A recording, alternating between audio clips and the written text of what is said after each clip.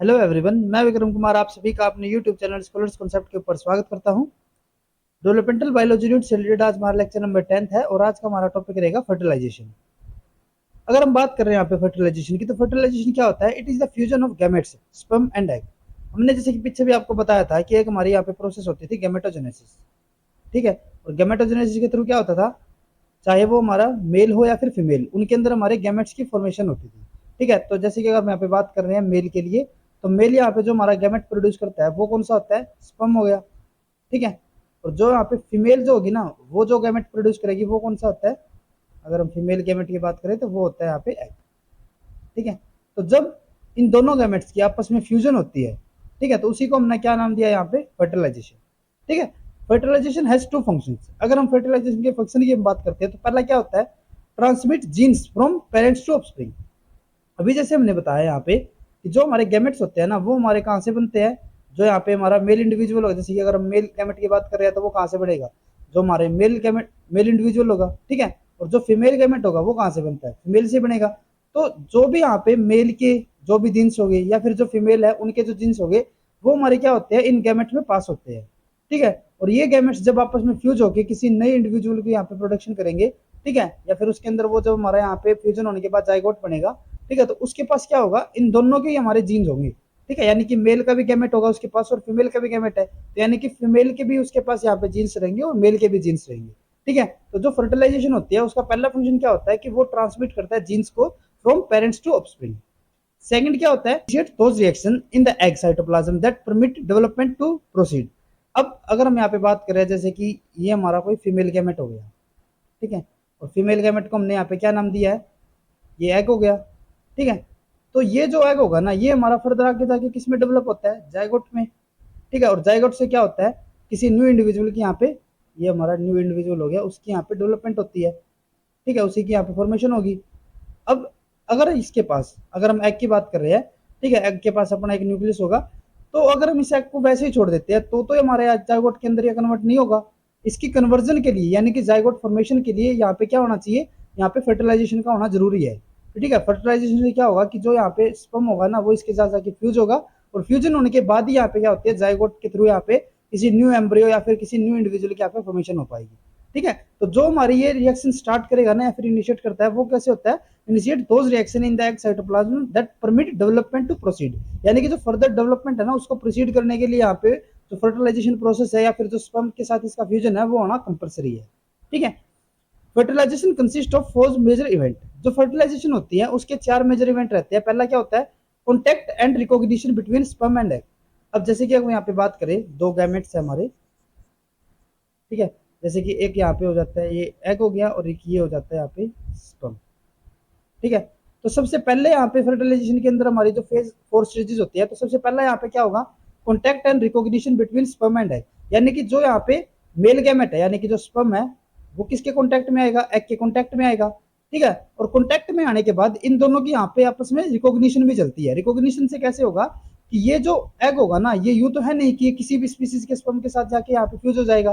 ठीक है, ये हमारा स्पेसिफिक स्पीसीज स्पेसिफिक रहेगा ना, यानी कि एक पर्टिकुलर स्पीसीज का स्पर्म ही जाके किसी पर्टिकुलर स्पीसीज की एग के साथ ही यहाँ पे फर्टिलाइज हो पाएगा। यूं नहीं है कि रैंडमली किसी भी जाके कोई भी एग हो, किसी भी स्पीसीज का एग हो, उसके साथ जाके ये फर्टिलाइज हो जाएगा या फिर फ्यूज हो जाएगा। तो ऐसा नहीं होता, ये हमारी स्पीसीज स्पेसिफिक रिएक्शन रहेगी। यानी कि हमारा जो स्पर्म होगा ना, वो एक पर्टिकुलर टाइप की या फिर अपने खुद की जो स्पीसीज रहेगी ना, उसी के एग के साथ यहाँ पे फ्यूज हो सकता है। ठीक है, देन उसके बाद सेकंड यहाँ पे क्या प्रोसेस होती है? Regulation of sperm entry into the egg. Only one sperm nucleus can ultimately unite with the egg nucleus. अब क्या होगा कि जैसे हमारे यहाँ पे जो स्पर्म होगा ना, वो जब, जैसे कि ये स्पर्म था, ये जब एग के कॉन्टैक्ट में आ जाएगा और इनकी यहाँ पे रिकॉग्निशन हो जाती है। रिकॉग्निशन से हमारा ये प्रूफ हो चुका है कि जो ये स्पर्म है ना, वो हमारा एग की स्पीसीज का ही है। ठीक है, तो उसके बाद क्या होगा कि जो ये स्पर्म होगा ना, वो हमारा कहाँ पे एंट्री करेगा? इस एग के अंदर एंट्री करेगा। ठीक है, अब नॉर्मल अगर हम प्रोसेस की बात करें ना, तो एक एग के साथ हमारा एक स्पर्म ही यहाँ पे फर्टिलाइज करेगा। ठीक है, बाकी हमारी पॉलीस्पर्मी रिएक्शंस भी रहती है। ठीक है, वो हम आगे पढ़ेंगे, लेकिन अगर हम नॉर्मल केस की बात कर रहे हैं तो वहां पे क्या होगा कि हमारा जो एक स्पर्म होगा ना, वो एक एग के साथ ही यहाँ पे फर्टिलाइज करेगा। ठीक है, देन उसके बाद थर्ड यहाँ पे प्रोसेस क्या होगी? Fusion of genetic material of sperm and egg. अब क्या हुआ था कि अभी तक तो सिर्फ यहाँ पे जो स्पर्म था ना, जो मेल गैमेट था, वो सिर्फ फीमेल गैमेट या फिर एग के अंदर एंट्री की थी उसने। अब उसके बाद क्या होता है कि जो भी यहाँ पे स्पर्म के अंदर जो जेनेटिक मटेरियल होगा, यानी कि इसका खुद का भी यहाँ पे न्यूक्लियस होगा। ठीक है। और न्यूक्लियस के अंदर क्या होंगे, जैसे कि हमने पीछे ही बताया था कि जो यहाँ पे मेल गैमेट होगा ना, उसके पास क्या होगा, मेल्स के जीन्स होंगे। ठीक है, तो जो यहाँ पे मेल के जीन्स होंगे या फिर जो उसका जेनेटिक मटेरियल होगा वो किसके साथ फ्यूज होगा, जो यहाँ पे एग के अंदर जितना भी जेनेटिक मटेरियल रहेगा उसके साथ। ठीक है, और फ्यूजन के बाद क्या होगा, activation of egg metabolism to start development. और जब यहाँ पे इन दोनों की यहाँ पे फ्यूजन हो जाएगी, यानी कि जो मेल जेनेटिक मटेरियल है और जो फीमेल जेनेटिक मटेरियल है उन दोनों की यहाँ पे फ्यूजन हो जाएगी, तो उसके बाद यहाँ पे क्या होता है, हमारी डेवलपमेंट प्रोसेस स्टार्ट होती है। ठीक है, यानी कि ये हमारा एम्ब्रियो के अंदर डेवलप होगा, देन उसके बाद हमारा ये किसी न्यू इंडिविजुअल की फॉर्मेशन कर देगा। ठीक है, यानी कि जब तक यहाँ पे जेनेटिक मटेरियल का फ्यूजन नहीं होगा तब तक यहाँ पे डेवलपमेंटल प्रोसेस स्टार्ट नहीं हो पाएगी। ठीक है, अब उसके बाद आगे हम बात करते हैं, जैसे कि each sperm cell consist of haploid nucleus. अगर हम स्पर्म सेल की यहाँ पे बात करें तो स्पर्म सेल के अंदर क्या होता है कि एक जो स्पर्म सेल होता है ना, उसके पास एक हैप्लॉइड न्यूक्लियस होगा। ठीक है, in most species, almost all of the cell cytoplasm is eliminated during sperm maturation, leaving only certain organelles that are modified for spermatic function. अब जब यहाँ पे कोई स्पर्म था, उसकी जब मैचुरेशन हो रही थी, ठीक है, तो मैचुरेशन के टाइम पे क्या होता है कि स्पर्म का जितना भी साइटोप्लाज्म होता है ना, उसमें से हमारा मैक्सिमम क्या हो जाता है, यहाँ पे एलिमिनेट हो जाता है। ठीक है, रिमूव कर दिया जाता है। ठीक है, और वो हमारा क्या हो जाता है, उस टाइम पे कुछ ही हमारी ऐसी ऑर्गनली होगी जो कि स्पर्म के अंदर बचेगी, और वो भी हमारे किसके लिए होगी, वो हमारी फर्दर मॉडिफिकेशन के लिए होगी, जिससे कि हमारे स्पर्मेटिक फंक्शन यहाँ पे अक्कर हो पाएंगे। ठीक है, इन फ्रंट और to the side of the compressed haploid nucleus lie the acrosomal vesicle और एक्रोसोम। अब जो यहाँ पे न्यूक्लियस होता है ना, ठीक है, हैप्लॉइड न्यूक्लियस होगा, उसके सामने या फिर उसके साइड में यहाँ पे क्या होते हैं, एक हमारी एक्रोसोमल वेसिकल होती है, जिसको हम क्या नाम बोल सकते हैं, एक्रोसोम। ठीक है, जैसे कि आप यहाँ पे स्ट्रक्चर के अंदर देख सकते हो, यहाँ पे हमारा क्या हो गया, एक हैप्लॉइड न्यूक्लियस है और इसके सामने यहाँ पे क्या होती है, एक्रोसोमल वेसिकल, जिसको हम एक्रोसोम भी बोल सकते हैं। ठीक है, देन उसके बाद the acrosome is derived from the Golgi apparatus and contain enzymes that digest protein and complex sugar. अब जो यहाँ पे हमने बताया ना कि यहाँ पे हमारा क्या है, एक्रोसोम है। एक्रोसोम्स के अंदर क्या होता है कि हमारे डिफरेंट एंजाइम्स होंगे। ठीक है, और ये हमारे कैसे होते हैं, डिग्रेडिंग एंजाइम होंगे कुछ। ठीक है, डिग्रेडिंग बोल सकते हैं या फिर हम इसको डाइजेस्टिव एंजाइम भी बोल सकते हैं। ठीक है, ये क्या करेंगे, जैसे हमने पीछे बताया था ना कि ये हमारा क्या हो गया, जैसे कि एग हो गया। ठीक है, अब यहाँ पे क्या होगा, जो स्पर्म होगा ना वो इसके साथ जाके यहाँ पे बाइंड हो गया, इसके साथ बाइंड होने के बाद ये क्या करता है, इसके अंदर एंट्री करेगा, और एंट्री के लिए क्या करना पड़ेगा कि यहाँ पे जो इसकी मेम्ब्रेन होगी ना, ठीक है, जो एग की मेम्ब्रेन होगी उसको डाइजेस्ट करना यहाँ पे कंपलसरी रहेगा। ठीक है, तभी तो ये इसके अंदर एंट्री कर पाएगा ना।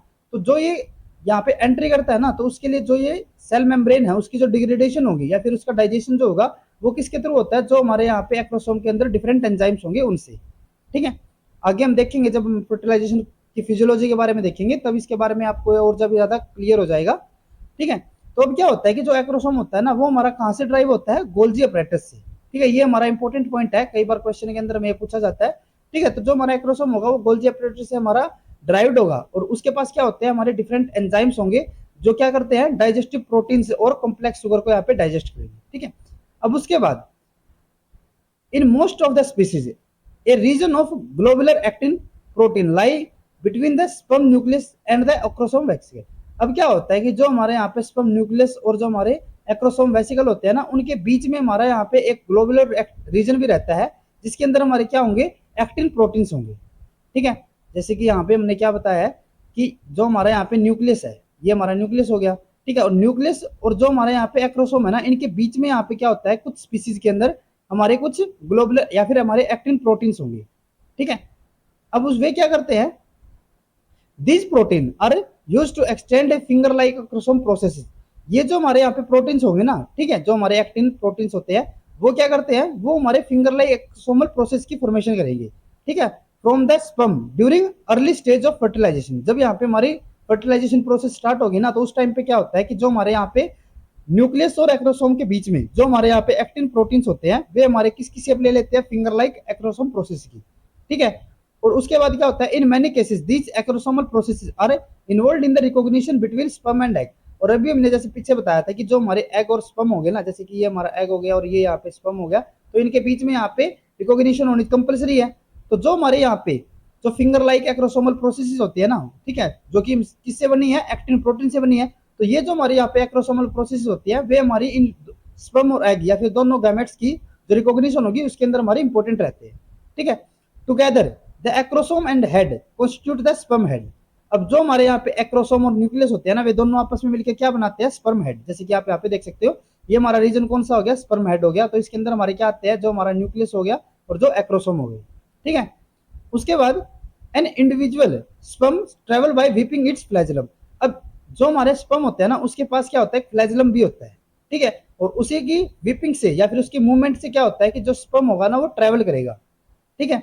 Exonym is the major motor portion of flagellum. अब जो फ्लैजम है ना, उसके अंदर जो हमारा मेजर मोटर पोर्शन होता है वो हमारा कौन सा होता है, एक्सोनिम, ठीक है। जैसे कि आप यहाँ पे भी देख सकते हो, ये हमारा कौन सा होता है, टेल रीजन होगा, ठीक है। तो टेल रीजन के अंदर यहाँ पे हमारे क्या होते हैं, एक्सोनिम होते हैं हमारे, ठीक है। जो क्या कराएंगे, जो हमारे यहाँ पे टेल या फिर हम कह सकते हैं कि ये फ्लैजलम जो होगा, ठीक है, टेल को हम क्या कहते हैं, फ्लैजलम भी बोलते हैं। तो ये जो फ्लैजलम होगा ना, उसकी वीपिंग के थ्रू क्या करवाएगा, जो स्पर्म होगा उसकी मूवमेंट करवाएगा, ठीक है। अब क्या होता है, the core of the axoneme consist of two central microtubule surrounded by a row of 9 doublet microtubule. जैसे कि हमारी नॉर्मल स्ट्रक्चर रहती है ना, तो उसी टाइप पे क्या होता है कि जो यहाँ पे हमारा एक्सोनियम होता है ना, उसके अंदर हमारे 2 सेंट्रल माइक्रोट्यूबल होंगे, ठीक है, जो कि हमारे सराउंडेड होंगे किससे, 9 डबलेट माइक्रोट्यूबल से, ठीक है। These microtubule are made exclusively of dimeric protein tubulin. अब जो हमारे यहाँ पे माइक्रोट्यूबल होते हैं वे हमारे किससे बनते हैं, ट्यूबुलिन से, ठीक है। The force for sperm propulsion is provided by the dynein, a protein attach to the microtubules. अब जो हमारे यहाँ पे स्पर्म की मूवमेंट होगी, अभी जैसे हमने बताया कि जो यहाँ पे हमारा स्पर्म होता है ना, उसकी मूवमेंट यहाँ पे होगी, ठीक है। और वो मूवमेंट हमारी किसके थ्रू होती है, जो हमारे यहाँ पे फ्लैजलम होता है, फ्लैजलम के अंदर जो हमारे यहाँ पे एक्सोनिम होगा, ठीक है। तो ये जो हमारी मूवमेंट होती है ना, उसके लिए हमारे यहाँ पे जो एनर्जी प्रोवाइड करवाते हैं ना, वो हमारे कैसे होती है, the force for the sperm propulsion is provided by the dynein, ठीक है।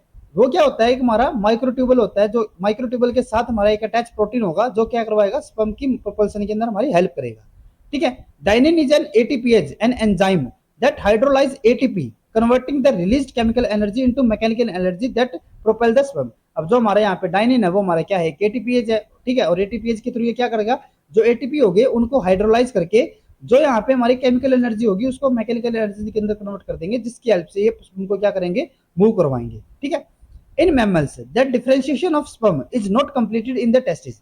जो मैमल्स होते हैं ना, उनके अंदर जो यहाँ पे स्पर्म्स होते हैं, उनकी जो कंप्लीट मैचुरेशन है ना, वो हमारी टेस्टिस के अंदर ही कंप्लीट नहीं होती। वो कब होगी, जब वो फीमेल बॉडी होगी ना, उसके अंदर ये एंट्री कर जाएंगे। यानी कि जो यहाँ पे मेल बॉडी होगी, मेल बॉडी के अंदर हमारे यहाँ पे क्या बन रही है, जो यहाँ पे स्पर्म्स होंगे वो बन जरूर रहे हैं, लेकिन जो उनकी कंप्लीट मैचुरेशन होगी ना, वो कहाँ पे हमारी खत्म होगी, जब यहाँ पे ये एग के पास चले जाएंगे, ठीक है। यानी कि फीमेल बॉडी के अंदर ये जब एंट्री कर लेंगे, although they are able to move. अब जो ये स्पर्म है ना, वे हमारे मूव तो कर सकते हैं, ठीक है, लेकिन वो हमारे किसी एग को फर्टिलाइज नहीं कर सकते। जैसे कि हम यहाँ पे केस लेके चलते हैं कि ये जैसे कि कोई स्पर्म हो गया, ठीक है, और ये हमने डायरेक्टली कहां से लिया है, जो मेल बॉडी है ना वहां से ले लिया, ठीक है। अब हमने इसको क्या किया, हमने इसको डायरेक्टली यहाँ पे किसी एग के साथ हमने फ्यूज करवा दिया, तो ये हमारी फ्यूजन यहाँ पे नहीं हो पाएगी, ठीक है। इसको यहाँ पे फ्यूज करने के लिए क्या करना पड़ेगा, इसको चार्ज अप करना पड़ेगा, यानी कि उसको हम क्या बोलते हैं, कैपिस्टेंस बोलेंगे, ठीक है। कैपिस्टेंस के थ्रू क्या होगा, जो हमारे यहाँ पे स्पर्म होगा ना, वो हमारा कैपिस्टेंस यानी कि वो एक्टिव हो जाएगा, और एक्टिव होने के बाद ही वो क्या करेगा, किसी एग के साथ फर्टिलाइज हो पाएगा, ठीक है। जैसे कि हमने यहाँ पे बताया ना कि although they are able to move, ये हमारे मूव तो कर सकते हैं, जब ये टेस्टिस के अंदर है तब की हम बात कर रहे हैं, तब ये हमारे मूव तो कर सकते हैं, लेकिन the sperm release during ejaculation do not yet to have the capacity to bind and fertilize an egg, ठीक है। तब तक उसके पास ये हमारी एबिलिटी नहीं रहेगी कि वो किसी एग को फर्टिलाइज कर पाए। The final stage of sperm maturation also called capacitation, ठीक है। जो हमारे यहाँ पे फाइनल स्टेज होती है ना स्पर्म मैचुरेशन की, उसको हम क्या बोलेंगे, कैपिस्टेशन। वो कब होती है, occur inside the female reproductive tract, ठीक है। जब हम मैमल्स के केस में फर्टिलाइजेशन को पढ़ेंगे तब हम कैपिस्टेशन के बारे में और ज्यादा डिटेल में पढ़ेंगे, ठीक है। अभी आप यूं समझ सकते हो कि जो यहाँ पे स्पर्म्स होते हैं ना, उनकी जो फाइनल मैचुरेशन होगी वो कहाँ होगी, जो फीमेल रिप्रोडक्टिव ट्रैक्ट होगा उसके अंदर, ठीक है। और उस प्रोसेस को हम क्या बोलते हैं, कैपिस्टेशन, ठीक है। तो ये हमारा यहाँ पे क्या हो जाता है, जो मेल गैमेट है ना उसके स्ट्रक्चर, ठीक है। तो इसके अंदर आप यहाँ पे देख सकते हो, ये हमारे यहाँ पे सेंट्रियोल हो गया, सेंट्रियोल से हमारे यहाँ पे एक्सोनियम बनेंगे, ठीक है। एक हमारे यहाँ पे माइटोकॉन्ड्रिया होंगे, माइटोकॉन्ड्रिया क्या करेंगे, एनर्जी प्रोवाइड करवाएंगे, ठीक है। और इसके अंदर हम देख सकते हैं कि जो साइटोप्लाज्म है ना, वो हमारा बहुत ज्यादा कम होता है, ठीक है। अब उसके बाद यहाँ पे हम बात करते हैं एग के लिए, ठीक है, जो फीमेल गैमेट है। The egg or ovum contain all the material necessary to begin the growth and development. अब जैसे कि हमने पीछे ही बताया था कि यहाँ पे क्या होता है कि जो हमारे स्पर्म होंगे ना, एग के साथ यहाँ पे फर्टिलाइज होंगे, फर्टिलाइजेशन के बाद ये क्या करेंगे, यहाँ पे जाइगोट बनेगा, जाइगोट से हमारा क्या होगा, एम्ब्रियो बनेगा, ठीक है। और फर्दर उसकी डेवलपमेंट यहाँ पे कंटिन्यू चलती रहेगी। तो जो हमारे यहाँ पे जाइगोट से जो हमारा एम्ब्रियो बनेगा, तो उसके लिए हमारा जितना भी जेनेटिक मटेरियल या फिर जो भी यहाँ पे इंपॉर्टेंट हमारे कंपोनेंट्स होंगे, ठीक है, वो हमारे किसके पास होते हैं, एग के पास होंगे, ठीक है। स्पर्म यहाँ पे सिर्फ हमारा क्या लेके आएगा, जो यहाँ पे न्यूक्लियस होगा ना उसको यहाँ पे लेके आएगा बस, ठीक है। उसके अलावा यहाँ पे कुछ हमारे अलग कंपोनेंट रहते हैं, लेकिन अगर हम यहाँ पे मेजर पोर्शन की बात करें तो ये हमारा इंपॉर्टेंट किसके लिए है, जो यहाँ पे हैप्लॉइड न्यूक्लियस आएगा वो, ठीक है। जो बाकी के हमारे यहाँ पे फ्यूजन के बाद जो यहाँ पे डेवलपमेंट के लिए जो हमारे बाकी के फैक्टर्स होते हैं वे हमारे कौन प्रोवाइड करवाता है, एग ही प्रोवाइड करवाएगा, ठीक है। अब क्या है, the meiotic division that form the oocyte conserve its cytoplasm rather than giving half of its way. At that same time, the oocyte either synthesize or absorb protein such as yolk that act as the food reserve for the developmental embryo. अब क्या होता है, जैसे कि हम यहाँ पे बात कर रहे हैं कि ये हमारा कोई एग हो गया, ठीक है। अब नॉर्मली हमारा क्या होता है कि जब हमारे यहाँ पे माइटोटिक डिवीजन होती है ना, ठीक है, या फिर हमारे जो म्यूटिक डिवीजन भी होगी तो उसके अंदर हमारा जो साइटोप्लाज्म होगा ना वो हमारा हाफ डिवाइड होता है। जैसे कि अगर हम यहाँ पे बात कर रहे हैं, ये हमारा कोई सेल हो गया, जब यहाँ पे इसकी माइटोटिक डिवीजन होगी तो इसमें क्या होगा कि जैसे हमारे यहाँ पे 4 डॉटर सेल होंगे तो उन चारों के पास हमारा नॉर्मली क्या होता है कि सभी के पास हमारा सेम साइटोप्लाज्म जाता है इक्वल क्वांटिटी में, ठीक है। लेकिन जब हमारे यहाँ पे एग की डेवलपमेंट हो रही है ना तो उस केस में हमारा क्या होता है कि हमारा एक के पास तो हमारा यहाँ पे ज्यादा साइटोप्लाज्म चला जाता है, लेकिन जो दूसरा सेल होता है ना उसके पास हमारा कुछ ही साइटोप्लाज्म जा पाएगा, ठीक है। बाद में इसकी भी यहाँ पे क्या हो जाती है, डेथ हो जाती है, साइटोप्लाज्म की क्वांटिटी कम होने की वजह से, ठीक है। यहाँ पे क्या होगा कि हमारा जो एक एग हो ना उसके पास हमारा ज्यादा साइटोप्लाज्म चला जाता है, ठीक है। और वही हमारा क्या करेगा यहाँ पे फर्दर आगे जाके किसी न्यू इंडिविजुअल की यहाँ पे डेवलपमेंट कर पाएगा, ठीक है।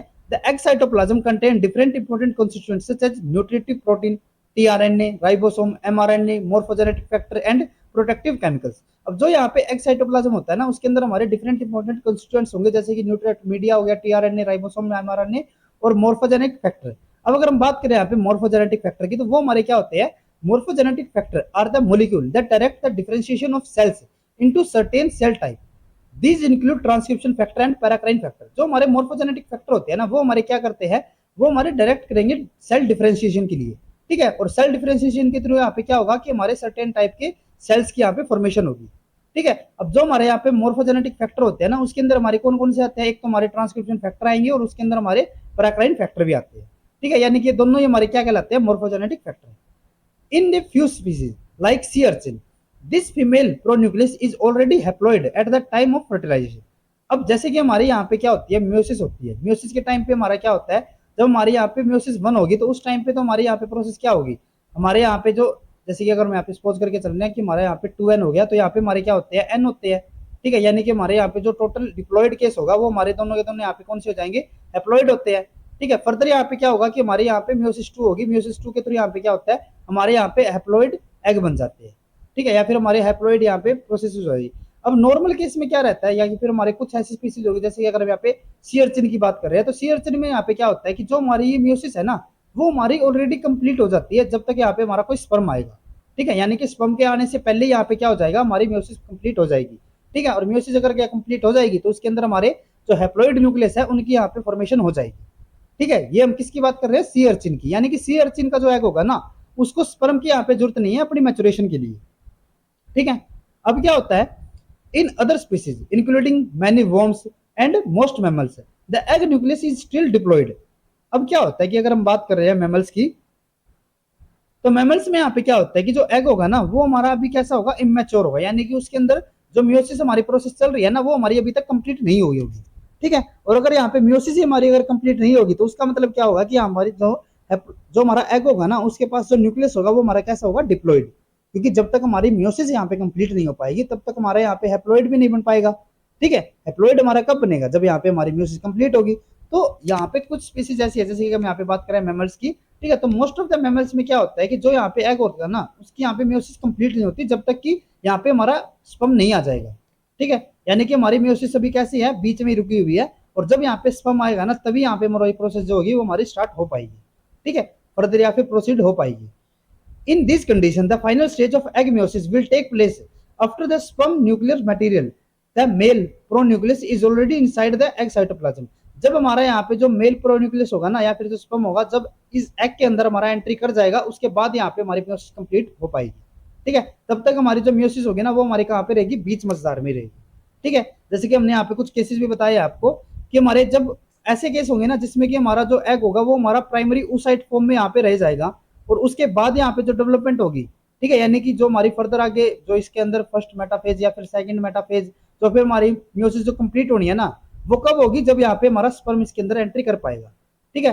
तो जो हमारे ऐसे केसेस है ठीक है, जिसके अंदर हमारा जो एग है ना वो हमारा कहाँ पे रुका हुआ है, प्राइमरी oocyte स्टेज में। उसके हमारे एग्जाम्पल कौन कौन से है, worm ascaris, the mesozoans, the sponge, the polychaete, ठीक है, the clam worm, clam spisula, ठीक है, इकोरिड्स वॉर्म और डॉग्स एंड फॉक्सेस। ये हमारे कुछ ऐसे एग्जाम्पल है जिसके अंदर हमारा जो एग होगा ना वो हमारा कहाँ पे रुका हुआ होगा, प्राइमरी, या फिर वो हमारा कहाँ पे रेस्ट होगा, प्राइमरी oocyte स्टेज पे। ठीक है, अब कुछ हमारे ऐसी चीज भी होती है या फिर हमारे कुछ ऐसे केसेस होंगे जहाँ पे क्या होगा कि जो एग होगा ना वो हमारा फर्स्ट मेटाफ स्टेज के ऊपर रेस्ट हुआ होगा। ठीक है, और फर्दर जो हमारे यहाँ पे प्रोसेस चलनी है, फिर जो फर्दर डेवलपमेंट होगी वो कब हो पाएगी, जब इसके साथ हमारा स्पर्म जाके फ्यूज हो जाएगा। ठीक है, तो इसके हमारे एग्जाम्पल कौन कौन से होंगे, द नेमाटन वॉर्म्स, ठीक है, द पोलिकाइटी वॉर्म, पोलिकाइटी वॉर्म में हमारा कौन सा आएगा, काइटोप्टेरस। ठीक है, जो हमारे यहाँ पे होते थे ना वो हमारे कौन से होते हैं, माइजोस्टोमा। ठीक है, काइट जो हमारे पोलिकाइटी वोम है ना वो हमारे दोनों किसी में देखने को मिलते हैं, तो इसके अंदर हमारा कौन सा होता है, माइजोस्टोमा, और इसके अंदर हमारे होंगे काइटोप्टेरस। ठीक है, उसके अलावा और कौन से होंगे, द मोलस्क डेंटिलियम, ठीक है, the cone worm pectinaria, many insect and starfish. ठीक है, ये आपको एग्जाम्पल याद रखने हैं क्योंकि कई बार हमारे एग्जाम्पल से पूछते हैं, जैसे कि उनमें यूं पूछ लेंगे कि हमारा जो स्टारफिश होगा ना उसके अंदर हमारा जो एग रेस्ट होगा वो किस स्टेज पे होता है, या फिर जो हमारा एग की डेवलपमेंट होगी वो हमारी कहाँ पे रुकी हुई होगी, फर्स्ट मेटाफेज के अंदर। ठीक है, उसके बाद अगर हम सेकंड मेटाफेज की एग्जांपल की बात करें तो वो हमारे कौन से होंगे, the lancelet, branchiostoma, amphibians, most mammals and fishes. ठीक है, यानी कि जो हमारे मैमल्स होते हैं ना मैक्सिमम केसेस में क्या होगा कि वो हमारे कहाँ पे रेस्ट होंगे, सेकंड मेटाफेज स्टेज के अंदर। ठीक है, उसके अलावा हमारे कुछ ऐसे केसेस भी हमने बताए थे ना कि जिसमें हमारे जो एग होगा ना वो हमारा कंप्लीटली म्योसिस उनके अंदर कंप्लीट हो जाती है। ठीक है, यानी कि हमारे यहाँ पे हैप्लॉइड जो गैमेट होंगे उनकी फॉर्मेशन हो जाएगी। उसके हमारे एग्जाम्पल कौन से हमने बताए थे, सिनेडेरिया, ठीक है, या फिर हमारे सी अर्चिन। ठीक है, जैसे हमने पीछे बताया था ना कि हमारे सी अर्चिन होते हैं। अब उसके बाद जैसे हमारे यहाँ पे जो एग होगा ना उसकी हमारी डेवलपमेंट कंप्लीट हो जाती है, तो उसके अंदर ना हमारी डिफरेंट टाइप की एग मेम्ब्रेन में मिलेंगी। ठीक है, the egg membrane regulate the flow of specific ions during fertilization and must be capable of fusing with the sperm cell membrane. अब जब हमारे यहाँ पे एग की डेवलपमेंट कंप्लीट हो जाती है तो उस केस में क्या होगा, the egg membrane regulate the flow of specific ion. जो हमारे यहाँ पे एग मेम्ब्रेन होगी ना वो हमारी क्या करेगी, स्पेसिफिक आयन की जो मूवमेंट होगी उसको रेगुलेट करेगी। ठीक है, किस टाइम पे, फर्टिलाइजेशन के टाइम पे। जैसे कि अब आगे हम पढ़ेंगे पोलिस्पर्मी का जब केस पढ़ेंगे, ठीक है, तो उस केस में हमारी जो मेम्ब्रेन होगी ना उसका हमारा बहुत इंपॉर्टेंट रोल आता है। ठीक है, क्योंकि उसमें क्या होगा कि हमारे कुछ स्पेसिफिक आयंस होंगे, जैसे कि हमारा कैल्शियम होता है या फिर हमारे जो सोडियम होंगे उनकी यहाँ पे मूवमेंट होती है। ठीक है, और उसी के थ्रू क्या होता है, यहाँ पे हमारी जो पोलिस्पर्मी होगी वो हमारी प्रिवेंट हो पाती है। तो जो यहाँ पे हमारी एग मेम्ब्रेन होती है ना वो हमारी क्या करती है, फ्लो को यहाँ पे रेगुलेट करके रखेगी, किसके, स्पेसिफिक आयंस के। ठीक है, और उसके अलावा यहाँ क्या होता है, must be capable of fusing with the sperm cell membrane. और ये जो हमारी यहाँ पे एग मेम्ब्रेन है ना वो हमारी इतनी कैपेबल भी होनी चाहिए कि वो हमारी स्पर्म सेल मेम्ब्रेन के साथ यहाँ पे फ्यूज हो पाए। ठीक है, N extra cellular matrix is found outside the egg membrane that form the fibrous mat around the egg and is often involved in the sperm egg recognition। अब जो यहाँ पे हमारा एग होता है ना, जो हमारी एग मेम्ब्रेन होगा, एग मेम्ब्रेन के जो हमारी एक्स्ट्रा सेलुलर होते हैं ना वहाँ पे हमें एक मैट्रिक्स मिलता है। ठीक है, वो हमारे कैसा होता है, is found outside the egg membrane that form the fibrous mat. और वो हमारा जो मैट्रिक्स होगा ना वो हमारा क्या बनाता है, एक फाइब्रस मैट बनाएगा। ठीक है, एग के चारों तरफ, and often involve in the, और जो हमारे यहाँ पे मैट बनेगा ना फाइब्रस मैट होगा। ठीक है, या फिर जो हमारे यहाँ पे एक्स्ट्रा सेलुलर मैट्रिक्स होगा वो हमारा किसके अंदर काम आता है, स्पर्म एग रिकॉग्निशन के अंदर। ठीक है, जो हमारा स्पेसिफिक हमने बताया था ना कि जो हमारी यहाँ पे इंटरेक्शन होगी स्पर्म और एग की वो हमारी स्पेसिफिक होती है। ठीक है, तो ये जो हमारे यहाँ पे एक्स्ट्रा सेलुलर मैट्रिक्स होगा ना वो हमारा किसके अंदर हेल्प करेगा, जो यहाँ पे हमारी स्पर्म एग रिकॉग्निशन होगी। ठीक है, कि हमारा जो एग है ना और जो हमारा स्पर्म है वो दोनों एक ही स्पीसीज की है, वो हमारा कौन करवाता है, extra cellular matrix. In invertebrates this structure is called white line envelope and it contains several different glycoprotein. अब जो हमारे यहाँ पे एक्स्ट्रा सेलुलर मैट्रिक्स होता है ना उसको हम इनवर्टिब्रेट्स के अंदर क्या बोलते हैं, व्हाइट लाइन इनवेलप। ठीक है, या फिर व्हाइट लाइन मेम्ब्रेन भी बोलते हैं। और उसके पास हमारे क्या होते हैं, डिफरेंट ग्लाइकोप्रोटीन्स होंगे। और जो हमारे ये ग्लाइकोप्रोटीन्स होते हैं ना वही हमारे किसके अंदर हेल्प करेंगे, स्पर्म एग रिकॉग्निशन के अंदर। ठीक है, जैसे हमने पीछे बताया था ना कि ये जो हमारे एक्स्ट्रा सेलुलर मैट्रिक्स होते हैं वो हमारे किसके अंदर आएंगे, स्पर्म एग रिकॉग्निशन के अंदर हेल्प करेंगे। ठीक है, और ये जो हमारा एक्स्ट्रा सेलुलर मैट्रिक्स है ना वो उसको हम इनवर्टिब्रेट्स के अंदर क्या बोलते हैं, व्हाइट लाइन इनवेलप या फिर व्हाइट लाइन मेम्ब्रेन। ठीक है, many types of eggs also have a layer of egg jelly. अब कुछ केसेस के अंदर हमारी क्या होती है कि हमारी एग जेली भी यहाँ पे प्रेजेंट होती है, वो हमें कहाँ पे मिलेगी, व्हाइट लाइन इनवेलप के ऊपर। ठीक है, outside the vitelline envelope and it is used either to attract or to activate the sperm. अब जो यहाँ पे हमारी एग जेली होती है ना वो हमारी किसके अंदर हेल्प करती है, या तो वो हमारी जो हमारा स्पर्म होगा ना उसको अट्रैक्ट करने में, ठीक है, या फिर जो स्पर्म होगा ना उसको एक्टिवेट करने में। ठीक है, जो हमने पीछे बताया था ना कि जो यहाँ पे हमारा एग होता है वो हमारा एक्टिवेटेड फॉर्म में नहीं होता, ठीक है, तो उसी को हम क्या कहते हैं यहाँ पे स्पर्म एक्टिवेशन, और वो हमारी कौन करवाता है, जो यहाँ पे एग जेली होगी वो।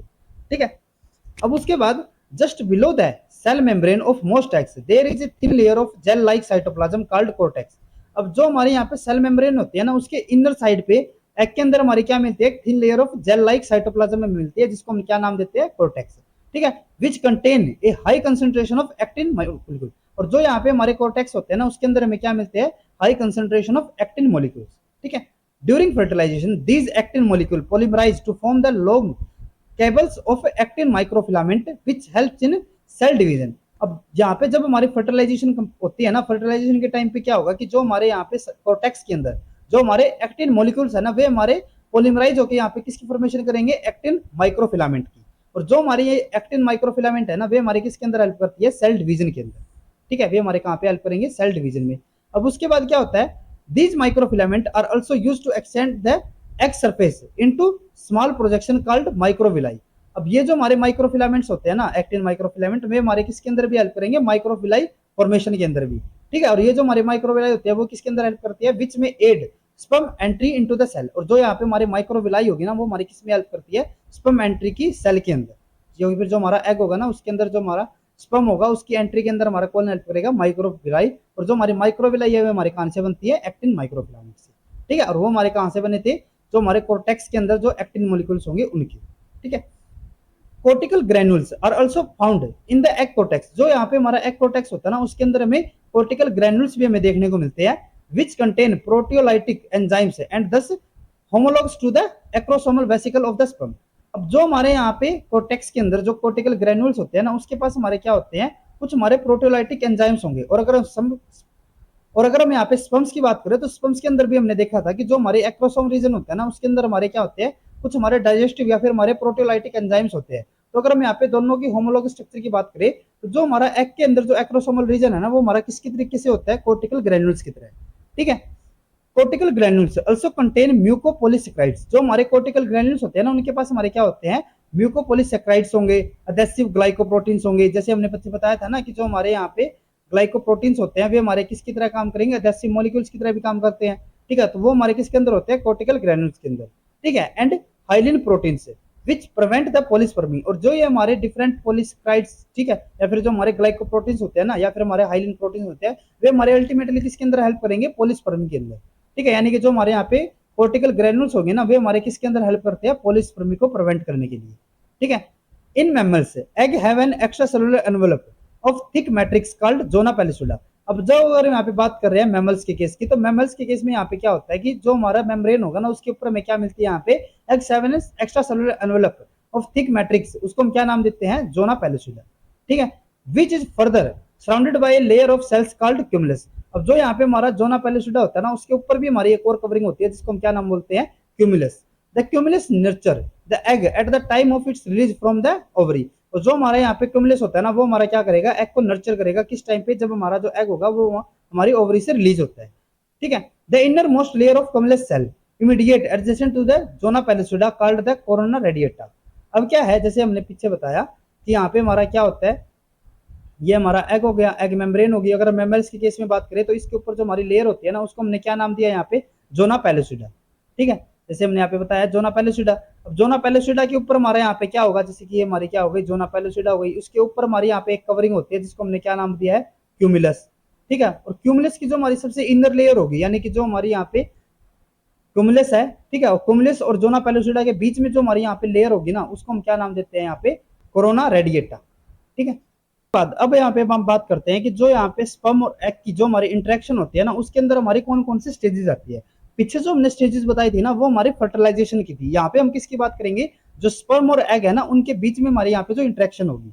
ठीक है, अब क्या होता है, जो हमारी फर्स्ट स्टेज होती है, वो होती है chemoattraction of the sperm to the egg. जो हमारा स्पर्म होगा ना, वो हमारा अट्रैक्ट होगा किसकी तरफ, एग की तरफ। ठीक है, सेकंड यहाँ पे क्या होता है, binding of the sperm to the extracellular matrix jelly or zona pellucida of the egg. Second यहाँ पे क्या होता है कि जैसे हमारा जो स्पर्म होगा ना, वो हमारा एग के पास पहुंचाएगा। ठीक है, तो उसके बाद यहाँ पे क्या होगा कि जो हमारा एक्स्ट्रा सेलुलर मैट्रिक्स होता है ना एग का, जिसमें हमारी जेली आती है, फिर हमारे जो जोना पेलिसुला होता है, ठीक है, तो वो क्या करेगा, जो स्पर्म होगा ना, वो हमारा बाइंड हो जाएगा इनके साथ। ठीक है, फर्दर क्या होगा, exocytosis of the sperm acrosome vesicle and release it's enzyme. अब जैसे हमारा जो ये स्पर्म होगा, स्पर्म क्या करेगा, जो हमारे यहाँ पे एक्स्ट्रासेलुलर मैट्रिक्स है, जो हमारे यहाँ पे जेली और जो नापेलिसिड है, उसके साथ जब ये रिएक्ट करेगा, तो रिएक्ट करने के बाद ये क्या करेगा, जो हमारे यहाँ पे एक्रोसोम रीजन था ना, जो हमारा हेड रीजन था, हेड रीजन के पास हमारे यहाँ पे क्या होता है, हमारा एक्रोसोमल रीजन होगा। ठीक है, तो यहाँ पे क्या करेगा, जो हमारे एक्रोसोमल रीजन के अंदर हमारे जो डिफरेंट एंजाइम्स है, जैसे हमने पीछे बताया था ना, हमारे यहाँ पे डाइजेस्टिव एंजाइम होते हैं, तो वो इन डाइजेस्टिव एंजाइम को रिलीज कर देता है। ठीक है, और इस रिएक्शन को हम क्या नाम देते हैं, एक्रोसोमल रिएक्शन। ठीक है, आगे हम देखेंगे। देन उसके बाद फोर्थ यहाँ पे क्या होगा कि जैसे हमारे यहाँ पे जो डाइजेस्टिव प्रोटीन्स या फिर जो हमारे एंजाइम्स है वो हमारे स्पर्म से यहाँ पे रिलीज हो जाते हैं या फिर उसकी एक्सोसाइटोसिस हो जाती है, तो उसके बाद क्या होगा, passage of the sperm through the extracellular matrix of the cell egg cell membrane. अब जो हमारे यहाँ पे एंजाइम्स जो रिलीज हुए ना एक्रोसोम से, वे हमारे क्या करेंगे, जो एग होगा ना उसको यहाँ पे डिग्रेड करना स्टार्ट करेंगे, यानी कि वो एक पाथ यहाँ पे बनाएंगे किसके एंट्री के लिए, खुद के स्पर्म के लिए। ठीक है, जो यहाँ पे स्पर्म है ना, इसके साथ जो यहाँ पे हैप्लॉइड न्यूक्लियस होगा उसको अंदर लेके जाना है, तो यहाँ पे जो हमारे एक्रोसोमल जो एंजाइम्स होंगे ना, वो क्या करेंगे, यहाँ पे एग मेम्ब्रेन के एक रास्ता बनाएंगे इसके बीच में, जो यहाँ पे किसके लिए हेल्प करेगा, जो स्पर्म की एंट्री होगी। ठीक है, in the end there is fusion of egg and sperm cell membrane. और लास्ट में यहाँ पे क्या होगा कि जैसे ही हमारा यहाँ पे जो स्पर्म होगा वो अंदर एंट्री कर जाता है, उसके बाद यहाँ पे क्या होगा कि जो एग और सेल मेम्ब्रेन, जो स्पर्म होगा उन दोनों की यहाँ पे जो सेल मेम्ब्रेन होगी उनकी यहाँ पे फ्यूजन हो जाती है। ठीक है, जो यहाँ पे हमारे फर्टिलाइजेशन होती है ना, वो हमारी दो टाइप की हो सकती है, पहली हमारी होती है एक्सटर्नल और दूसरी हमारी यहाँ पे होती है इंटरनल। नाम से जैसे पता चल रहा है कि जो हमारी यहाँ पे एक्सटर्नल होती है ना, उसके अंदर क्या होगा, the fusion of sperm and egg occur outside the individual body, यानी कि वो हमारे कहाँ पे होंगे, आउटसाइड। और जो यहाँ पे हमारे इंटरनल फर्टिलाइजेशन होती है वो कहाँ पे होती है, in this type the fusion of sperm and egg occur inside the individual body, यानी कि वो कहाँ पे होगी, इंडिविजुअल की बॉडी के अंदर होते हैं। ठीक है, अब अगर हम यहाँ पे बात कर रहे हैं फर्टिलाइजेशन इन सी अर्चिन, ठीक है, तो सी अर्चिन के अंदर हमारी कैसी फर्टिलाइजेशन होती है, वो हमारी होती है यहाँ पे एक्सटर्नल फर्टिलाइजेशन। ठीक है, यानी कि वो कहाँ होगी, आउटसाइड द बॉडी। ठीक है, एक्सटर्नल फर्टिलाइजेशन। तो अगर हम पहले हम बात कर रहे हैं जो सी अर्चिन है, उसके अंदर हमारी जो यहाँ पे फर्टिलाइजेशन होती है वो हमारे किस तरीके से होती है, तो सबसे पहले जैसे हमने पीछे भी बताया था कि हमारा फर्स्ट सबसे पहले जो स्टेज रहेगी वो हमारी कौन सी होती है, स्पर्म की अट्रैक्शन। अब वो कैसे होती है सी अर्चिन के अंदर, sea urchin release their gamete into the environment such as tide pool or as large as ocean. अब जो यहाँ पे सी अर्चिन है ना, उसके लिए हमने बताया कि यहाँ पे हमारी कौन सी फर्टिलाइजेशन होती है, एक्सटर्नल होती है। तो क्या करेंगे कि जो मेल और फीमेल होंगे ना, वो क्या करेंगे, खुद के जो गैमेट होंगे ना उनको एनवायरनमेंट के अंदर रिलीज कर देंगे। ठीक है, सी अर्चिन हमें कहाँ पे मिलते हैं, एक्वेटिक रीजन में। ठीक है, तो ये क्या करेंगे, जो गैमेट्स होंगे ना उनको कहाँ पे रिलीज करते हैं, या तो टाइड पूल के अंदर या फिर ओशन के अंदर। ठीक है, तो major mechanism have been found in sea urchin sperm attraction. जब यहाँ पे हमारी सी अर्चिन के अंदर स्पर्म अट्रैक्शन होती है ना, तो उसके अंदर हमारे दो मैकेनिज्म यहाँ पे मेजर रहते हैं। पहला क्या रहेगा, स्पीसीज स्पेसिफिक स्पर्म अट्रैक्शन। जो हमारे यहाँ पे अगर हम ओशन की बात करें, तो ओशन के अंदर तो हमारे यहाँ पे क्या होंगे, डिफरेंट ऑर्गेनिज्म के उनके स्पर्म होंगे। ठीक है, तो यहाँ पे जो हमारा सी अर्चिन का जो एग होगा ना, जैसे कि हमारा सी अर्चिन का एग हो गया। ठीक है, तो ये क्या करेगा, ये किसको अट्रैक्ट करेगा, जो सी अर्चिन का स्पर्म होगा सिर्फ उसी को। ठीक है, तो यानी कि इसके पास यहाँ पे एक प्रॉब्लम है कि ये क्या करना चाहिए कि हमारा स्पेसिफिक स्पर्म को यहाँ पे अट्रैक्ट करे। ठीक है, और उसके लिए हमारे यहाँ पे क्या होते हैं, हमारे आगे हम देखेंगे कि हमारे यहाँ पे डिफरेंट मॉलिक्यूल होंगे क्योंकि वो क्या करेंगे, हमारे स्पीसीज स्पेसिफिक यहाँ पे इंटरेक्शन करवाएंगे। ठीक है, दूसरा यहाँ पे हमारा मैकेनिज्म कौन सा आता है, स्पीसीज स्पेसिफिक स्पर्म एक्टिवेशन। अब ये क्या कर लिया इसने, अट्रैक्ट तो कर लिया, अट्रैक्ट करने के बाद यहाँ पे क्या होगा कि जो हमारा स्पर्म होगा ना वो हमारा एक्टिवेट भी होता है। ठीक है, और वो भी हमारे यहाँ पे एक मेजर प्रॉब्लम या फिर हमारा एक मेजर मैकेनिज्म के अंदर आता है। ठीक है, in many species sperm are attracted toward the egg of their species by chemotaxis, that is by following a gradient of chemical chemotactic factor which is secreted by the egg oocytes only after they reach the maturation। अब क्या होता है कि जैसे हमने बताया कि यहाँ पे हमारा सी अर्चिन का एग है, वो किसको अट्रैक्ट करेगा, जो यहाँ पे हमारा सी अर्चिन का स्पर्म होगा। ठीक है, तो वो हमारा कैसे होता है, जो हमारे यहाँ पे एग होंगे ना, वो हमारे कुछ फैक्टर्स को या फिर हमारे कुछ केमिकल्स को यहाँ पे रिलीज करते हैं, जिसको हम क्या नाम बोलते हैं, केमोटैक्टिक फैक्टर। ठीक है, जैसे कि यहाँ पे हमारा क्या हो जाता है, यहाँ पे दोबारा से देख सकते हो, ये क्या हो गया यहाँ पे, जैसे कि ये एग हो गया, एग ने यहाँ पे क्या किया, ये हमारा एग है। ठीक है, सी अर्चिन का एग है ये। तो इसमें क्या हुआ कि जो ये एग है ना, उसने कुछ केमिकल्स यहाँ पे रिलीज किए, जिसको हमने क्या नाम दिया है, केमोटैक्टिक फैक्टर। ठीक है, ये यहाँ पे रिलीज हुए, तो जहाँ पे जो ये रिलीज हुए ना, वहाँ पे तो हमारी कंसंट्रेशन हाई होगी, लेकिन जैसे जैसे यहाँ पे डिस्टेंस बढ़ता जाएगा तो इसकी जो कंसंट्रेशन होगी वो हमारी कम होती जाएगी। अब यहाँ पे कोई स्पर्म है सी अर्चिन का, जैसे ये जो हमारे केमिकल है, जो हमारे केमोटैक्टिक फैक्टर है ना, वो हमारे कैसे होते हैं, स्पीसीज स्पेसिफिक होंगे, यानी कि वो एक सिर्फ पर्टिकुलर खुद की स्पीसीज का जो स्पर्म होगा ना, उसी के साथ यहाँ पे क्या कर पाएंगे, उसको अट्रैक्ट कर पाएंगे। तो यहाँ पे क्या होता है कि जो स्पर्म है ना, जब उसके पास ये हमारे मॉलिक्यूल जाएंगे ना, तो वो हमारा क्या करेगा, एक ग्रेडियंट में यहाँ पे मूव करना स्टार्ट करेगा, यानी कि जिस तरफ भी इसको ज्यादा कंसंट्रेशन मिलेगी उसी तरफ ये मूव करना स्टार्ट करेगा। तो तो ये हमारा जैसे जैसे यहाँ पे हमारी कंसंट्रेशन बढ़ती जाएगी उसी डायरेक्शन में मूव करता जाएगा और यहाँ पे ये एग के पास पहुंच जाएगा। ठीक है, तो यहाँ पे हमारी जो प्रॉब्लम थी ना कि हमारी स्पेसिफिक इंटरेक्शन होनी चाहिए, वो हमारी यहाँ पे कंप्लीट हो जाती है। देन उसके बाद अब क्योंकि हमारे जो ये एग और जो हमारे यहाँ पे स्पर्म हो गए ना, उनके बीच में हमारे फर्दर रिकॉग्निशन भी होगी, तो उसी से हमारे यहाँ पे क्या होता है, स्पीसीज स्पेसिफिक स्पर्म एक्टिवेशन। ठीक है, दिस oocyte, अब ये जो हमारे यहाँ पे एग होंगे ना, एग हमारे क्या कर रहे हैं यहाँ पे, कुछ फैक्टर्स को रिलीज कर रहे हैं, केमोटैक्टिक फैक्टर को। वे ये रिलीज कब करते हैं, जब हमारा यहाँ पे जो एग होगा ना या फिर जो oocyte होगा वो हमारा कंप्लीटली मैच्योर हो जाएगा, यानी कि वो फर्टिलाइजेशन के लिए तैयार होगा।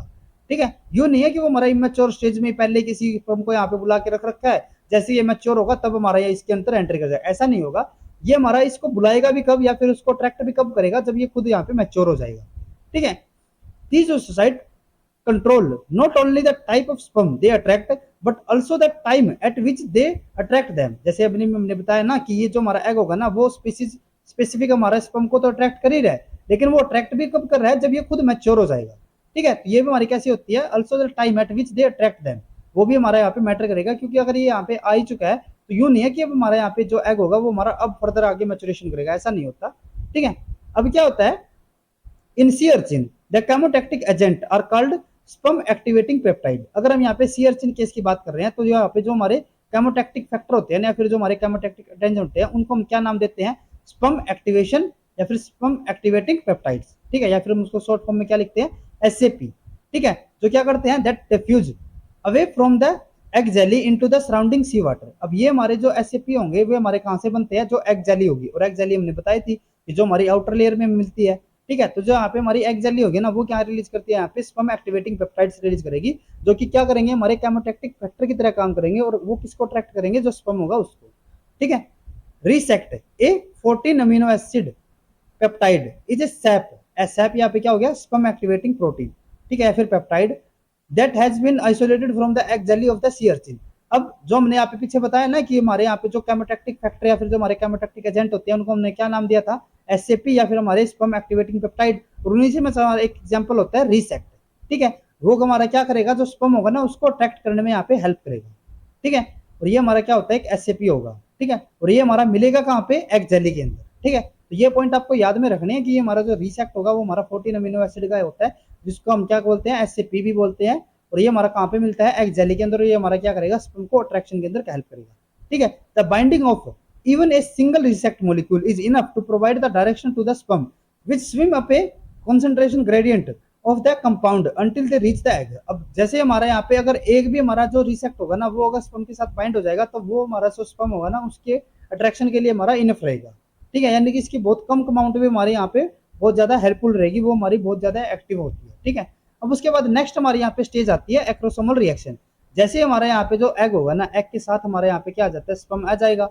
ठीक है, जो हमारे यहाँ पे एससीपी होते हैं वो क्या कर लेंगे, इसको ट्रैक्ट कर लेंगे। तो जैसे हमारे यहाँ पे जो स्पर्म होगा ना वो हमारा एग के साथ यहाँ पे आता है। ठीक है, या फिर उसके साथ जाके यहाँ पे बाइंड होता है, तो उसके बाद हमारे यहाँ पे हमने रिएक्शन कौन सी बताई थी, एक्रोसोमल रिएक्शन। ठीक है, जिसमें क्या होगा कि हमारे यहाँ पे जो एक्रोसोम होंगे ना वो हमारे यहाँ पे डिग्रेड हो जाए, या फिर जो उसके एंजाइम्स होंगे वो हमारे यहाँ पे क्या हो जाता है, रिलीज हो जाते हैं। ठीक है, तो इसमें क्या होता है, it is the second step of sperm egg interaction, यानी कि ये जो हमारी क्या जो एक्रोसोमल रिएक्शन होगी वो हमारी क्या होती है, स्पर्म एग इंटरेक्शन की सेकंड स्टेज। इसमें क्या होता है, in most marine invertebrates the acrosome reaction has two component. जो हमारे यहाँ पे मेराइन इनवर्टिब्रेट्स होते हैं ना उनके अंदर हमारी जो एक्रोसोमल रिएक्शन होगी उसकी हमारे दो स्टेजेस होंगी। पहला क्या होगा, first is the fusion of acrosome vesicle with the sperm cell membrane. पहली स्टेज में क्या होगा कि जो हमारे यहाँ पे एक्रोसोमल वेसिकल होगी ना, जो हमारा स्पर्म के अंदर हमने बताया था हमारे वहाँ पे एक्रोसोमल रीजन होता है, मेम्ब्रेन होगी उसके साथ जाके फ्यूज हो जाएगा। ठीक है, फ्यूजन के बाद ये क्या करेगा, जो यहाँ पे फ्यूजन होगा ना, फ्यूजन से हमारा क्या होगा कि जो यहाँ पे जो एक्रोसोम है ना, एक्रोसोम के अंदर हमारे जो डिफरेंट एंजाइम्स है वो हमारे यहाँ पे रिलीज हो जाएंगे। ठीक है, यानी कि क्या हो रहा है कि जो यहाँ पे हमारा स्पर्म हो गया, स्पर्म के अंदर हमने बताया था कि यहाँ पे हमारा जो टिप होगी वहां पे हमें क्या मिलता है, एक्रोसोम मिलता है। तो यहाँ पे जो हमारी फर्स्ट स्टेज होती है ना एक्रोसोमल रिएक्शन की, उसमें क्या होगा कि हमारा यहाँ पे जो एक्रोसोम होगा ना वो हमारा सेल मेम्ब्रेन के साथ जाके फ्यूज हो जाएगा, और फ्यूजन से क्या होगा, जो इसके पास एंजाइम्स या फिर जो प्रोटीन्स है ना वो हमारे एक्सोसाइटोसिस के थ्रू यहाँ पे रिलीज हो जाते हैं। ठीक है, उससे क्या होता है, and extension of cellular protrusion called the acrosomal process. और उसके अलावा यहाँ पे हमारी सेकंड जो एक्रोसोमल के अंदर जो हमारी रिएक्शन होगी उसमें क्या होगा कि यहाँ पे जो हमारी एक्रोसोमल प्रोसेस होती है ना, जब हमने पीछे ही बताई थी, वो हमारी यहाँ पे क्या हो जाएंगी, प्रोट्रूड हो जाएंगी, यानी कि वो हमारी आउटसाइड यहाँ पे मूव कर जाएंगी। ठीक है, आउटसाइड हमारी एक्सटर्नल साइड पे वो हमारी मूव कर जाती है।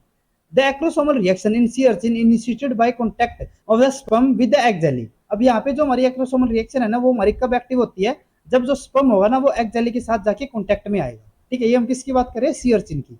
ठीक है, in sea urchin egg jelly contain sulphate containing polysaccharide which binds to the specific receptor located directly above the acrosomal vesicle on the sperm cell membrane and initiate the acrosomal reaction। अब क्या होता है कि जो यहाँ पे हमारा egg होगा ना, एग के अंदर हमारी जो जेली होगी, जेली के ऊपर हमारे क्या मिलता है यहाँ पे, सल्फेट कंटेनिंग पॉलीसेकेराइड। ठीक है, वे जो हमारे यहाँ पे पॉलीसेकेराइड होंगे ना, वे हमारे क्या करेंगे, जो यहाँ पे स्पर्म होगा ना, स्पर्म के जो ऊपर की साइड होती है हमारी, वहां पे हमारे कुछ रिसेप्टर्स होंगे। ठीक है, जैसे कि हमारे यहाँ पे रिसेप्टर हो गए, तो जो यहाँ पे एग जेली होगी, एग जेली के अंदर हमारे जो सल्फेट कंटेनिंग पॉलीसेकेराइड है वो इन रिसेप्टर के ऊपर जाके बाइंड करेंगे। ठीक है, जैसे ये इसके ऊपर बाइंड करते हैं, बाइंड करने के बाद हमारे यहाँ पे जो एक्रोसोमल रिएक्शन है ना, वो हमारी इनिशिएट हो पाएगी। और इनिशिएशन जब क्या होगा कि जो हमारा एक्रोसोम होगा वो हमारा सेल मेम्ब्रेन के साथ जाके यहाँ पे बाइंड हो जाएगा या फिर फ्यूज हो जाएगा। ठीक है, the protein digesting enzyme release from the acrosome digest path through the egg jelly coat to the egg cell surface. अब क्या होता है कि जैसे हमने पीछे बताया था कि जो यहाँ पे हमारा एग होता है ना, एग के ऊपर हमारी डिफरेंट कवरिंग होती है। ठीक है, और उसी में से हमारी क्या होती है, यहाँ पे एक एग जेली होती है। एग जेली के अंदर हमने देखा यहाँ पे हमारे सल्फेट कंटेनिंग पॉलीसेकेराइड है, और वो हमारे जब स्पर्म हेड के साथ जो हमारे बाइंड कर लेंगे तो उससे हमारा क्या होगा, यहाँ पे एक्रोसोमल रिएक्शन होगी। और एक्रोसोमल रिएक्शन से हमारे क्या होंगे कि जो हमारे यहाँ पे स्पर्म के अंदर, जो हमारे एक्रोसोम के अंदर हमारे जो डिफरेंट एंजाइम्स होंगे वो हमारे यहाँ से रिलीज हो जाते हैं। और रिलीजिंग के बाद वो क्या करेंगे, जो एग होगा ना उसके अंदर हमारा एक पाथ क्रिएट करेंगे। ठीक है, जिसके थ्रू हमारे यहाँ पे जो स्पर्म होगा ना वो हमारे यहाँ पे एंट्री कर पाएगा। ठीक है, on reaching the egg surface, जब ये हमारा एक, अब क्या किया था इसने, जो यहाँ पे हमारे एंजाइम्स है ना, उसने यहाँ पे एक पाथ बनाया था जिससे हमारा जो स्पर्म था वो एग सरफेस के ऊपर चला गया था। और जब ये हमारा एग सरफेस के ऊपर चला जाता है तो उससे क्या होता है, the acrosomal process adhere to the vitelline envelope. अभी हमने जैसे पीछे बताया था कि यहाँ पे हमारी जो एग होगा ना, एग मेम्ब्रेन के ऊपर हमारे यहाँ पे क्या मिलती है, हमें व्हाइट लाइन एनवलप या फिर व्हाइट लाइन मेम्ब्रेन मिलेगी। तो जैसे हमारे यहाँ पे एग जेली के अंदर हमारा एक पाथ क्रिएट हो गया था, तो जो हमारे यहाँ पे स्पर्म था वो हमारा सरफेस के ऊपर चला जाता है। तो जो यहाँ पे हमारे स्पर्म के अंदर जो हमारे एक्रोसोमल प्रोसेसेस होती है वे हमारी क्या करती है, व्हाइट लाइन मेम्ब्रेन या फिर व्हाइट लाइन एनवलप के साथ जाके बाइंड करेंगे, उसके साथ अधेयर हो जाएंगी, ज्वाइन हो जाएंगी। ठीक है, and tether the sperm to the egg, और उससे क्या होगा कि हमारा जो स्पर्म होगा ना वो हमारा एग के साथ यहाँ पे जाके अधेयर या फिर टीयर हो जाएगा। ठीक है, यानी कि उसके साथ वो हमारा बाइंड हो जाएगा। फर्दर क्या होता है, large complexes of acrosomal protein digestive enzyme coat the acrosomal process, allowing it to digest the white line envelope at the point of attachment and process toward the egg cell membrane। और जैसे हमारे यहाँ पे क्या बताया था हमने कि जो यहाँ पे हमारे एक्रोसोमल के अंदर जो हमारे डाइजेस्टिव एंजाइम होंगे वे हमारे यहाँ पे जो मेम्ब्रेन है उसको, जो हमारी यहाँ पे कोटिंग है एग की, उसको यहाँ पे क्या करते रहेंगे, डाइजेस्ट करते रहेंगे। डाइजेशन से हमने यहाँ पे क्या बताया कि जब भी हमारे व्हाइट लाइन मेम्ब्रेन पे चले जाएंगे तो जो हमारा एक्रोसोमल प्रोसेस होती है ना वो हमारी क्या करेंगी, जो यहाँ पे हमारा व्हाइट लाइन मेम्ब्रेन या फिर व्हाइट लाइन एम्ब्रो है, एनवलप है, उसके साथ यहाँ पे क्या करेंगे, वो अट्रैक्शन शो करेगी। ठीक है, और ये जो हमारी अट्रैक्शन होगी ना एक्रोसोमल प्रोसेस और जो हमारी व्हाइट लाइन एनवलप है, उनके बीच की जो हमारी अट्रैक्शन होती है ना वो हमारी कैसी होती है, स्पीसीज स्पेसिफिक इंटरेक्शन। ठीक है, जैसे हमने पीछे ही बताया था ना कि जो हमारे एक्रोसोमल प्रोसेस होती है वे हमारे स्पीसीज स्पेसिफिक इंटरेक्शन शो करती है। ठीक है, अब फर्दर उसके बाद क्या होता है कि जैसे हमारे यहाँ पे एक्रोसोमल रिएक्शन हो चुकी है, जो हमारा स्पर्म है वो हमारा जो एग सरफेस है उसके ऊपर जाके पहुंच चुका है। अब उसके बाद क्या होता है, recognition of eggs extra cellular coat, the acrosomal protein mediating this recognition in sea urchin is an insoluble 30,500 dalton protein called bindin. अब क्या होता है कि जो यहाँ पे हमारा स्पर्म होता है ना, स्पर्म के अंदर हमने जैसे पीछे बताया था यहाँ पे हमारे एक्टिन फिलामेंट होते हैं, और जैसे ही हमारे यहाँ पे फर्टिलाइजेशन होती है फिर जो हमारे यहाँ पे स्पर्म होगा वो एग सरफेस के ऊपर पहुंच जाता है। तो जो यहाँ पे हमारे एक्टिन होंगे ना वे हमारे क्या बनाते हैं, एक्टिन माइक्रोफिलामेंट बनाएंगे। ठीक है, और उसी के ऊपर हमारा यहाँ पे एक प्रोटीन होता है या फिर हमारा एक फैक्टर होता है बाइंडिन। ठीक है, और जो यहाँ पे हमारा बाइंडिन होगा ना वो हमारा कहाँ पे आ जाएगा, ऊपर की तरफ आ जाएगा। अब जो यहाँ पर बाइंडिंग होना वो क्या करेगा, स्पर्म बाइंडिंग, जो हमारे यहाँ पे बाइंडिंग है स्पर्म के अंदर वो क्या है, like egg jelly polysaccharide is usually species specific. जो यहाँ पे हमारा बाइंडिंग होगा ना वो भी हमारा कैसा होता है, स्पीसीज स्पेसिफिक होगा। ठीक है, वो किसके साथ बाइंड होगा, binding to a species specific binds to its own dejellied egg. अब जो यहाँ पे हमारा बाइंडिंग होगा ना वो हमारा किसके साथ जाके बाइंड होगा, जो हमारा डीजेलिड एग है। अब यहाँ पे आप यूं समझ सकते हो कि हमारा डीजेलिड एग का मतलब क्या होगा कि हमने यहाँ से क्या कर दिया, जो हमारी जेली लेयर थी ना, जेली कोट था, उसको हमने रिमूव कर दिया। ठीक है, और अगर हम नॉर्मल प्रोसेस की बात कर रहे थे तो वहां पे हमारा क्या हो रहा था कि जो हमारे एक्रोसोम थे ना उन्होंने यहाँ पे एक पाथ क्रिएट कर दिया था जिससे कि हमारी जो जेली थी ना वो हमारी अलग हो गई थी यहाँ पे। ठीक है, अलग का मतलब है कि इसके बीच में हमारे यहाँ पे क्या हो गया था, एक पाथ क्रिएट हो गया था। उस पाथ के तरह हमारा जो यहाँ पे स्पर्म होता था वो हमारे यहाँ पे एंटर कर जाता था, एग सरफेस के ऊपर चला जाता था। और वहां पे जाने के बाद क्या होगा कि हमारे जो बाइंडिंग होंगे ना, वे हमारे किसके साथ एक्ट करेंगे, डीजेलिड एग के अंदर हमारे यहाँ पे जो मेम्ब्रेन होगी उसके साथ। ठीक है, जैसे कि आप यहाँ पे देख सकते हो, यहाँ पे हमने डिफरेंट प्रोसेस को बताया है। पहले यहाँ पे क्या होता है, sperm contact with the jelly layer. सबसे पहले यहाँ पे क्या होगा कि जो स्पर्म होगा ना वो हमारा जेली लेयर के साथ कॉन्टैक्ट में आएगा। उसके बाद क्या होगा, यहाँ पे हमारी एक्रोसोमल रिएक्शन होगी। एक्रोसोमल रिएक्शन से क्या होगा, यहाँ पे जो हमारे डिफरेंट प्रोटीन्स होंगे वे हमारे यहाँ पे रिलीज हो जाएंगे। रिलीजिंग के बाद यहाँ पे क्या होता है, डाइजेशन ऑफ जेली लेयर। जो यहाँ पे हमारी जेली लेयर थी ना उसकी यहाँ पे डाइजेशन हो जाएगी। डाइजेशन से क्या होगा, हमारे यहाँ पे एक पाथ क्रिएट होगा। पाथ क्रिएशन के बाद क्या होगा, बाइंडिंग टू द वाइटलाइन एनवेलप। यहाँ पे उसके बाद हमारी कौन सी लेयर आएगी, वाइटलाइन एनवेलप। जिसके बाद क्या होगा कि हमारा जो स्पर्म होगा ना वो हमारा वाइटलाइन एनवेलप के साथ यहाँ पे बाइंड हो जाएगा। ठीक है, और उसके बाद क्या होगा, fusion of acrosomal process membrane and egg membrane. और उसके बाद हमारा लास्ट स्टेज यहाँ पे क्या आती है कि जो हमारी एक्रोसोमल प्रोसेस होती है वो हमारे किसके साथ बाइंड हो जाएगी, एग मेम्ब्रेन के साथ। ठीक है, अब क्या था, हमने जैसे पीछे बताया कि यहाँ पे हमारा क्या होता है, जो मेम्ब्रेन, जो हमारा एग होगा ना, जो हमारे यहाँ पे स्पर्म होता है, स्पर्म के अंदर हमने जैसे बताया यहाँ पे हमारे एक्टिन फिलामेंट थे। एक्टिन फिलामेंट की यहाँ पे जब पॉलीमराइजेशन होगी तो उस केस में क्या हो जाएगा, हमारे यहाँ पे जो एक्टिन फिलामेंट है वे हमारे प्रोट्रूड हो जाएंगे। और उसके केस में क्या होगा कि जो हमारे यहाँ पे एक्टिन फिलामेंट है ना उसके साथ हमारे यहाँ पे बाइंडिंग होते हैं और वो हमारे कहाँ पे मिलेंगे, हमें आउटसाइड में मिलने लगते हैं। ठीक है, क्योंकि यहाँ पे हमारा जो माइक्रो फिलामेंट है ना वो हमारा आउटसाइड आ चुका है और उसी के साथ हमारे यहाँ पे क्या है, बाइंडिंग भी है। ठीक है, अब क्या होता है, fusion of egg and sperm cell membrane. Last मैंने यहाँ पे क्या बताई थी, जो यहाँ पे हमारा एग और स्पर्म होगा उसकी जो एग मेम्ब्रेन होगी ना उनकी यहाँ पे फ्यूजन होगी। ठीक है, once the sperm has travelled to the egg and undergo the acrosomal reaction, the fusion of the sperm cell membrane with the egg cell membrane can begin. जैसे हमारे यहाँ पे एक्रोसोमल रिएक्शन हो गया, एक्रोसोमल रिएक्शन के बाद जो हमारे यहाँ पे बाइंडिंग होगा वो हमारा आउटसाइड मिलने लगता है। तो उसके बाद यहाँ पे क्या होता है कि जो हमारे यहाँ पे एग होगा ना वो हमारा सेल मेम्ब्रेन की जो यहाँ पे स्पर्म की जो सेल मेम्ब्रेन होगी उसके साथ यहाँ पे फ्यूजन हो जाता है उनके बीच में। ठीक है, sperm egg fusion appear to cause the polymerisation of the actin in the egg to form the fertilisation cone. अब क्या होगा कि जैसे हमारे यहाँ पे स्पर्म और एग के बीच में यहाँ पे हमारी फ्यूजन होती है तो जो एग के अंदर हमारे जो एक्टिन फिलामेंट होते हैं ना वो हमारे क्या हो जाते हैं, यहाँ पे पॉलीमराइज हो जाएंगे और वो हमारे माइक्रो फिलामेंट की यहाँ पे फॉर्मेशन कर देंगे। ठीक है, और एक हमारी यहाँ पे स्ट्रक्चर बनती है फर्टिलाइजेशन कोन, उसकी भी यहाँ पे फॉर्मेशन कर देंगे। ठीक है, actin from the gamete form the connection that widens the cytoplasmic bridge between the egg and sperm. अब जो हमारे यहाँ पे गैमेट्स के एग एक्टिन थे, जैसे कि हम यहाँ पे बात कर रहे थे, जो हमारे यहाँ पे स्पर्म था, स्पर्म के पास भी यहाँ पे एक्टिन थे और जो यहाँ पे एग था, एग के हमारे पास भी यहाँ पे क्या होते हैं, एक्टिन होते हैं। तो जो ये हमारे डिफरेंट गैमेट के, जैसे कि ये हमारा यहाँ पे क्या हो गया, स्पर्म हो गया, स्पर्म और एग की जो हमारे यहाँ पे डिफरेंट एक्टिन मॉलिक्यूल रहेंगे ना वो हमारे क्या करते हैं कि इनके बीच में यहाँ पे हमारा जो पाथ बनेगा ना उसको वाइडन करेंगे। ठीक है, एक साइटोप्लाज्मिक ब्रिज की यहाँ पे फॉर्मेशन कर देंगे और उसके थ्रू क्या होता है, the sperm nucleus centriole and the tail passes through the bridge. और जो हमारे पे ब्रिज बनेगा ना, ठीक है, जो हमारे यहाँ पे एक्टिन फिलामेंट थे उनके यहाँ पे फ्यूजन से हमारे यहाँ पे जो ब्रिज बनेगा, ब्रिज के थ्रू क्या होगा कि जो स्पर्म न्यूक्लियस सेंट्रियोल और जो यहाँ पे टेल होगी वो हमारी एग के अंदर एंट्री कर जाती है। ठीक है, जैसे ही हमारे यहाँ पे एंट्री होती है तो उससे क्या होता है, fusion is an active process often mediated by a specific fusogenic protein in sea urchin binding play an second role of fusogenic protein. अब जैसे हमारे यहाँ पे जो बाकी के हमारे फैक्टर्स थे ना, जैसे हमारे यहाँ पे न्यूक्लियस सेंट्रियोल और जो हमारे टेल होगी वो हमारे एग के अंदर एंट्री कर जाती है। तो उसके बाद क्या होता है कि जो हमारे यहाँ पे मेम्ब्रेन होगी ना, एग और सेल जो स्पर्म है उन दोनों की एग मेम्ब्रेन एक दूसरे के साथ यहाँ पे फ्यूज हो जाती है। ठीक है, और जो हमारी यहाँ पे इंटरेक्शन भी होगी ना वो हमारी कैसी होती है, वो किसके थ्रू होती है, जो हमारे यहाँ पे साइटोप्लाज्मिक ब्रिज जो बन रहा था ना, या फिर जो हमारे यहाँ पे फ्यूजन हो रही है एग मेम्ब्रेन और जो स्पर्म मेम्ब्रेन है उनके बीच की जो फ्यूजन होगी वो हमारे किसके थ्रू होती है, फ्यूजोजेनिक प्रोटीन्स के थ्रू। ठीक है, तो आज के लेक्चर में हमने बस यही बताया कि हमारे यहाँ पे किस तरीके से सी अर्चिन के अंदर जो हमारे यहाँ पे स्पर्म होगा वो एग के साथ जाके बाइंड हो जाता है और बाइंड करने के बाद किस तरीके से जो हमारे यहाँ पे स्पर्म का जो जेनेटिक मटेरियल होगा वो एग के अंदर एंट्री कर जाता है। ठीक है, नेक्स्ट लेक्चर के अंदर हम पॉलीस्पर्मी के बारे में बात करेंगे कि जो हमारे यहाँ पे स्पर्म है ना वो जब यहाँ पे एग के अंदर एंट्री कर जाएगा तो उसके बाद हमारे यहाँ पे कौन कौन सी डिफरेंट प्रोसेस होगी और किस तरीके से जो ये एग होगा ना वो हमारा पॉलीस्पर्मी को यहाँ पे प्रिवेंट कर पाएगा। तो नेक्स्ट लेक्चर में हम पॉलीस्पर्मी के बारे में पढ़ेंगे। तो अगर आपको ये वीडियो यूजफुल लगे तो please like and share this video और डेवलपमेंटल बायोलॉजी से रिलेटेड इसी तरीके के कॉन्सेप्ट्स करने के लिए please subscribe to our YouTube channel scholars concepts. Thank you.